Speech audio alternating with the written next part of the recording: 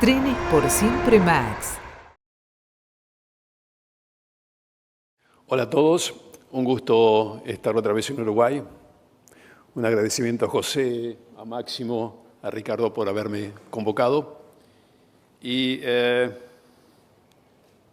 voy a tratar de contarles en media hora qué entiendo que está pasando ferroviariamente en América Latina y qué desafíos tiene.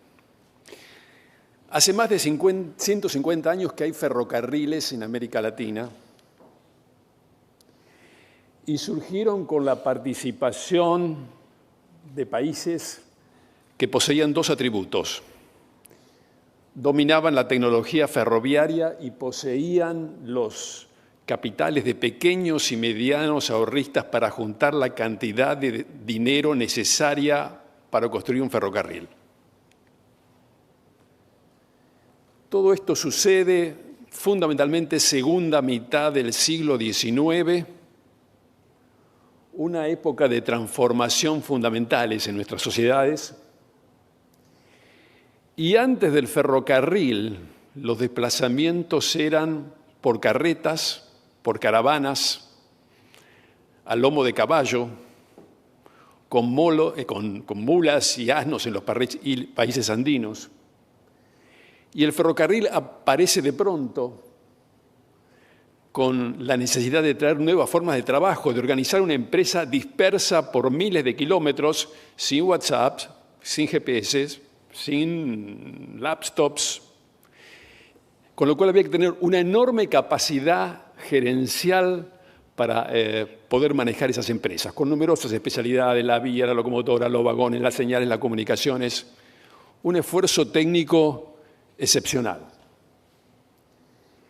Déjenme decirles que, por ejemplo, mi país, para hacer los 1000 kilómetros de Buenos Aires y Tucumán, se tardaban 20 días si el tiempo y el clima más o menos acompañaba, y de pronto aparece un medio de transporte que hace ese viaje en 20 horas, independizándose de las condiciones climáticas. Imagínense la transformación profunda tanto en el manejo de las cargas como en la movilización de pasajeros.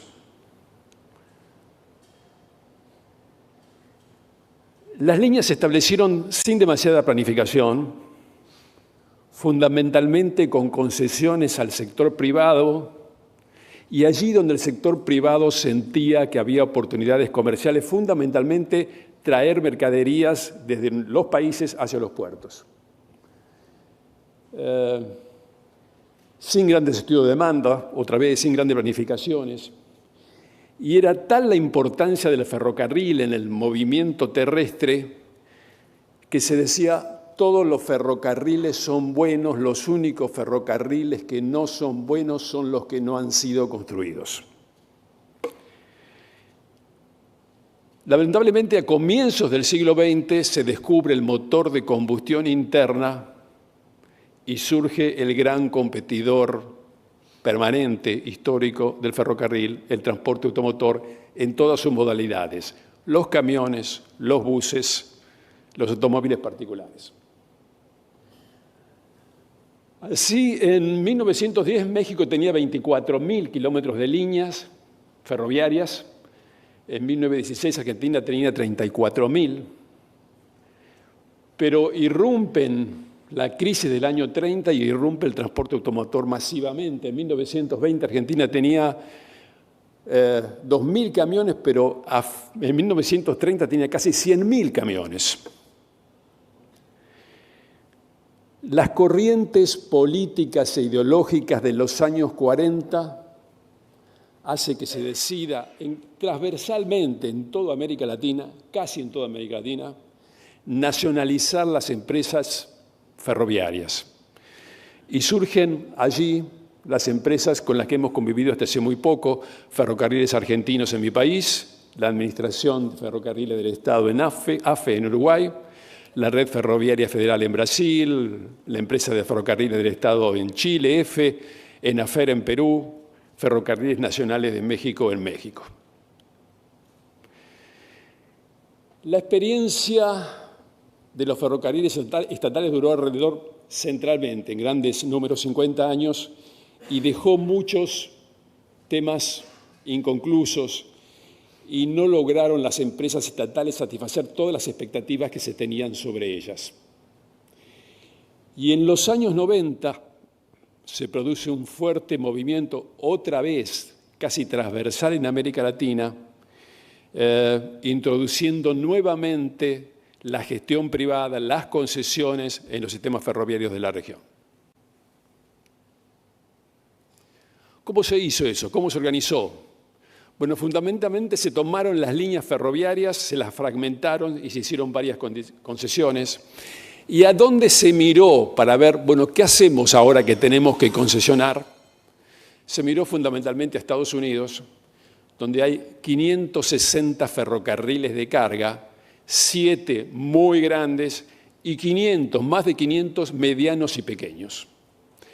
Es la actividad ferroviaria. Bueno, Estados Unidos tiene 1/4 del tráfico ferroviario mundial, es el sistema ferroviario más exitoso y rentable del mundo, y ahí se miró, las empresas ferroviarias latinoamericanas, concesionados, miraron a Estados Unidos para ver qué hacemos y cómo organizamos las nuevas empresas.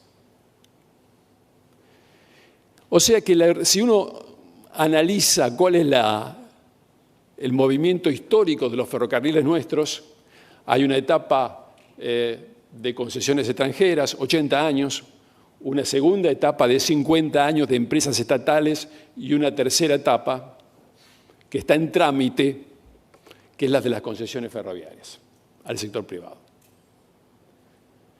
Las 2 primeras etapas abarcaron tanto a pasajeros como a cargas, la tercera etapa es fundamentalmente cargas. Ahora bien, ¿con qué se enfrentan los concesionarios? El transporte automotor, el camión, es un gran competidor. Malas noticias. Es flexible, rápida capacidad de respuesta, hace movimientos puerta a puerta. Y con la excepción de algunos tráficos masivos que ahora vamos a ver, está en todas partes. Está compitiendo en todas partes, en todos los tráficos, en todos los productos. Y hasta en el lugar más remoto del mundo uno puede encontrar un camioncito que trata de atender la demanda. Una de las principales virtudes, aparte de la calidad de servicio, etcétera, la capacidad de respuesta, es que lleva la carga de puerta a puerta, como dije hace un momento. ¿Cuántos ferrocarriles de carga tenemos en este momento en Latinoamérica? Tenemos 43 operadores ferroviarios de carga, 33 son de gestión privada y 10 de gestión pública, y si recorremos en el sentido de las agujas del reloj este mapa latinoamericano, tenemos 5 en Chile, 2 en Bolivia, 2 en Perú, 2 en Colombia, 1 en Costa Rica, 7 en México, 1 en Cuba, 1 en Panamá, 1 en Venezuela, 3 en Brasil, espero que la gente de Brasil esté de acuerdo, 2 en Uruguay y 6 operadores, considerando como operador separado a cada uno de los componentes de Belgrano, cargas y logística. Un dato muy importante, ahí abajo, de estas 33 empresas privadas mueven el 95% del total del tráfico ferroviario latinoamericano de cargas.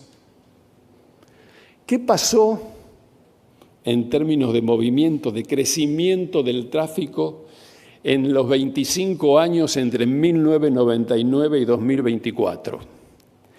En azul, el crecimiento en tonelaje. Las cargas en tonelajes en esos 25 años crecieron 100%. ¿Qué significa eso? 3% acumulativo anual año a año durante 25 años. Y más interesante aún, cómo crecieron las toneladas kilómetros. Las toneladas kilómetros crecieron más del 150%. Eso es un meritorio 4% de crecimiento anual durante 25 años. Creció, como se ve ahí, la distancia media de aproximadamente 500, para el conjunto de los ferrocarriles, de 550 a cerca de 700 kilómetros. ¿Y qué transportaron en una primera aproximación general? En 1999, el 65% de la carga transportada por los ferrocarriles latinoamericanos era minería concentrada. ¿Qué es eso? Los grandes volúmenes de mineral de hierro en Brasil, los grandes minerales de carbón en Bolivia y todo el resto lo llamamos carga general. O sea que en ese momento era aproximadamente 2/3 minería concentrada, 1/3 carga general, todo el resto. En 2024 la carga concentrada disminuyó, es el 56%, la carga general aumentó, es el 44%, lo cual es muy meritorio para los ferrocarriles porque es mucho más fácil ser ferroviario minero que ser ferroviario de carga general e irle a competir a cada lugar, a cada producto, a cada área, a los camioneros.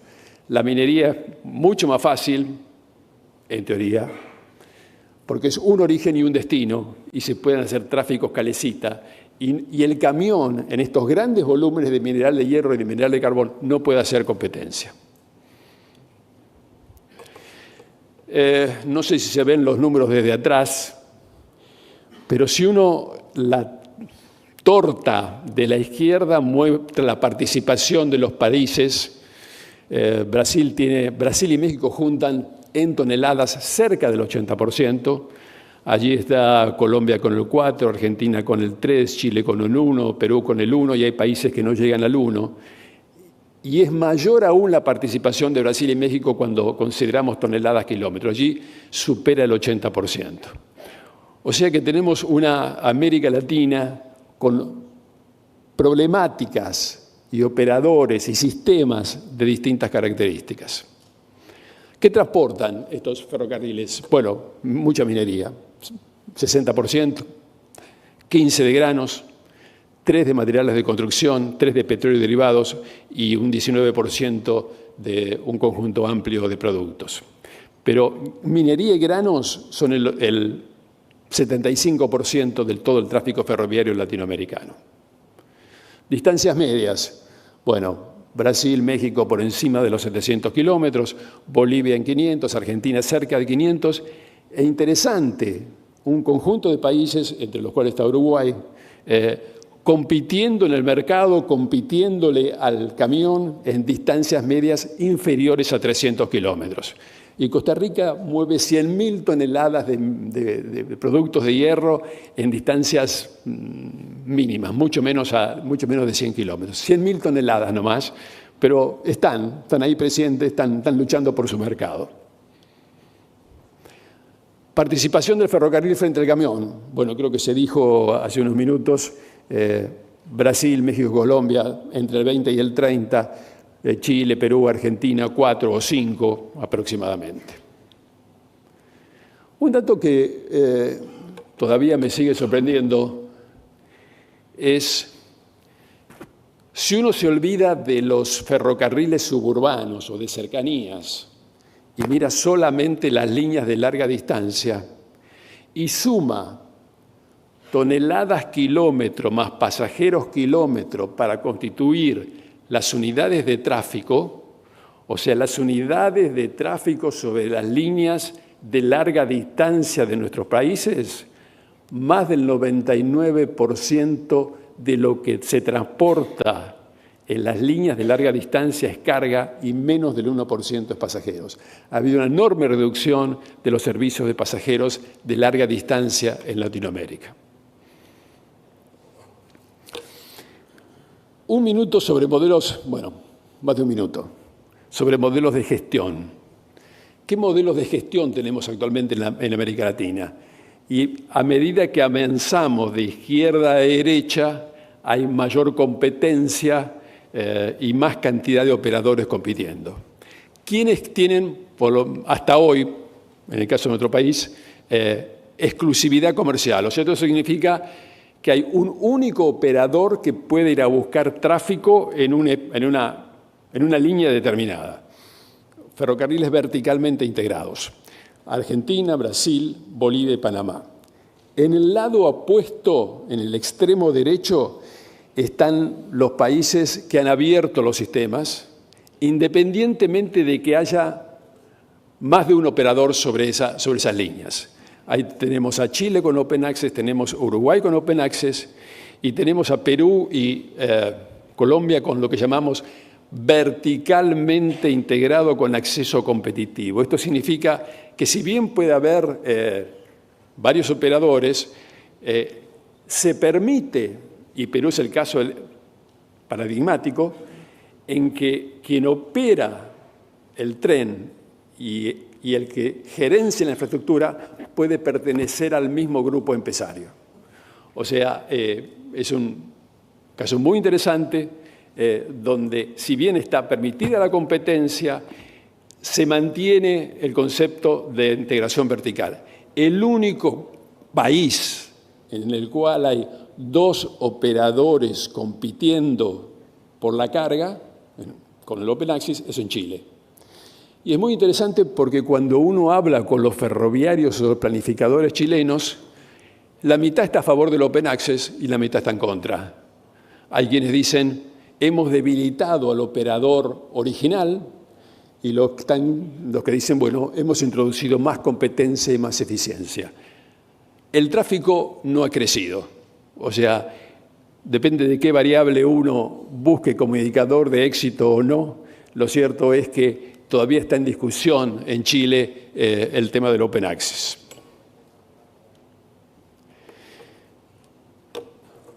Un tema central en la economía de una empresa ferroviaria y su viabilidad financiera es cuánto tráfico, cuál es la densidad de tráfico. Colombia tiene una red hasta hace unos pocos meses muy pequeña en la cual hay muchísimo tráfico, fundamentalmente de carbón. Tiene, para decirlo fácil, 32 millones pasan por cada kilómetro de vía. En Brasil pasan 13 millones. En México pasan casi 6, y en nuestros países, Chile, Argentina, Perú, Bolivia, pasa de menos de 1 millón de toneladas por cada kilómetro de vía por año. Y volviendo a la Argentina, esto significa que circula en promedio, para toda la red de 15.000 kilómetros, menos de un tren cargado por día. Ese es el problema estructural del sistema ferroviario argentino y de la gran mayoría de los ferrocarriles que están acá de baja densidad.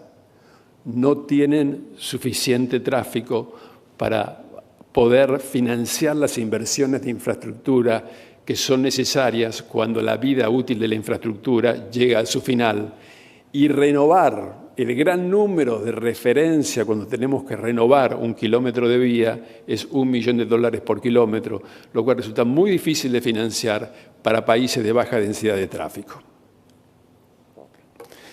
Entonces, resumiendo lo que decíamos hace un minuto, tenemos los sistemas de alta densidad de tráfico que mueven Brasil, México y Colombia 700 millones de toneladas, y los de baja densidad de tráfico, que somos Argentina, Bolivia, Chile, Perú, Uruguay, Costa Rica, que mueven 40 millones de toneladas. Todo el sistema ferroviario latinoamericano mueve 750 millones de toneladas por año. Más de 700 están en estos 3 países. El resto de los países de la región movemos 40 millones de toneladas.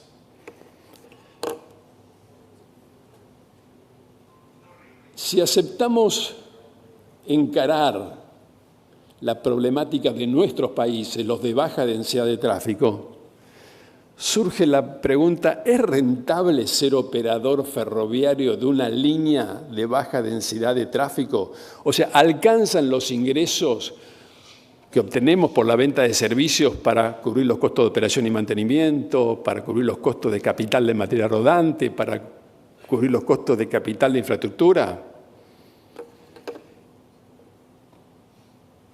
¿Qué ha pasado con los concesionarios privados? En gran aproximación. Han cubierto con sus ingresos sus costos de operación y mantenimiento, y han cubierto los costos de rehabilitación del material rodante que recibieron de las empresas ferroviarias estatales precedentes, de los ferrocarriles argentinos, de los ENAFERES, de las redes ferroviarias federales. y han hecho un poquito de inversiones en material rodante usado. Dicho conceptualmente, el material rodante usado cuesta la mitad del material rodante nuevo. Han incorporado algunas locomotoras, pocas usadas. Han incorporado algunos vagones, pocos usados. En cambio, el negocio ferroviario parece no dar para cubrir los costos de capital de infraestructura cuando llega la hora de renovar las vías que llegan al final de su vida útil. Posiblemente logren cubrir una parte en las líneas troncales de nuestros sistemas, pero no para los sistemas en su conjunto, lo que lleva, lamentablemente, a su achicamiento.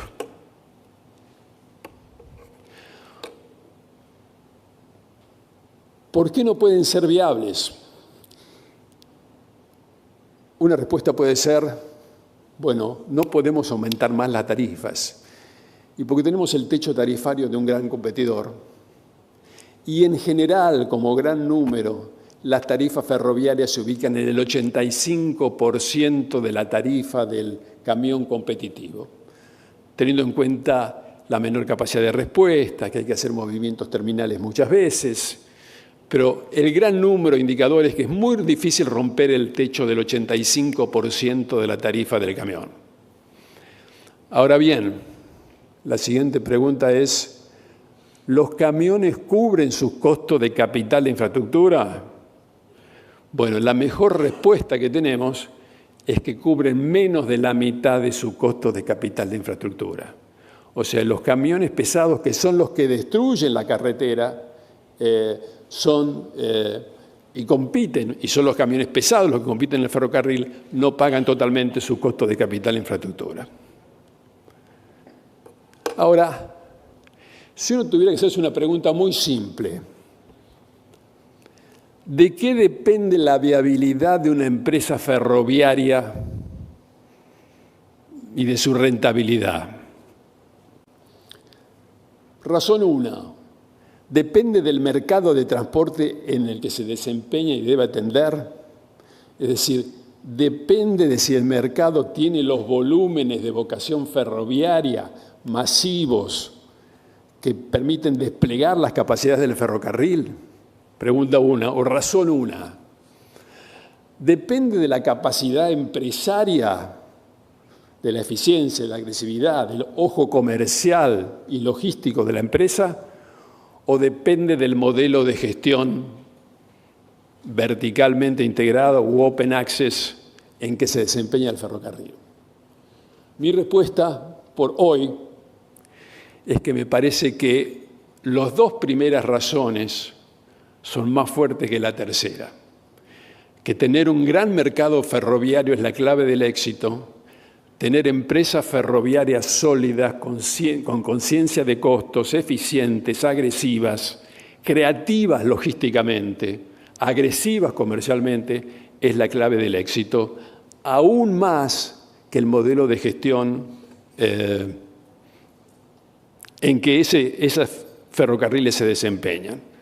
Es una idea, puede haber distintas opiniones. Déjenme cerrar 2 últimos slides. Cualquiera sea el modelo de gestión, no hay probabilidades de supervivencia de los ferrocarriles de baja densidad de tráfico sin hacer crecer sensiblemente el tráfico. Estas empresas no son viables, no hay manera de hacerlo viables si no hacemos crecer sensiblemente el tráfico. Un punto. Otro. No parece haber una victoria final del Open Access contra el verticalmente integrado o el verticalmente integrado contra el Open Access. Nos surgen elementos a la discusión que permitan decir, sí, este es el modelo y este no es el modelo. No tenemos elementos a esta altura del mundo, del estado del arte ferroviario en Latinoamérica para decir, esta es la verdad y la otra no lo es.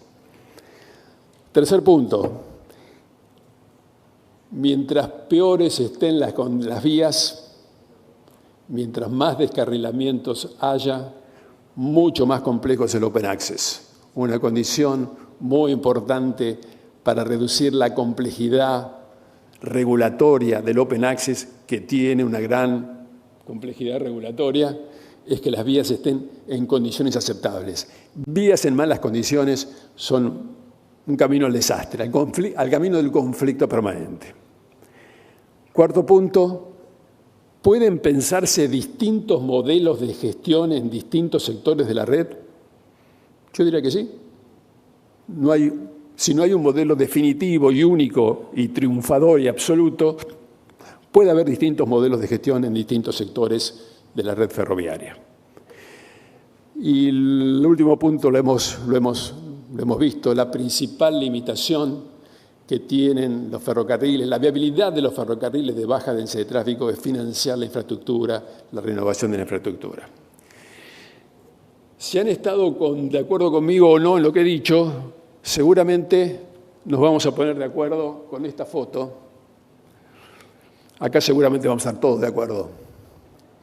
Esta es una foto sacada en el Perú, en un patio de maniobra, la playa de maniobras en Chosica, que es el ferrocarril central del Perú, ferrocarril concesionado, que sale del puerto de Callao, pasa por Lima y unos 30, 40 kilómetros más adelante se puede ver esto, que sencillamente dice: mi orgullo y mi pasión es ser ferroviario desde el mar hasta los Andes. Seguramente en esto estamos todos de acuerdo, ¿no es cierto? Nada más.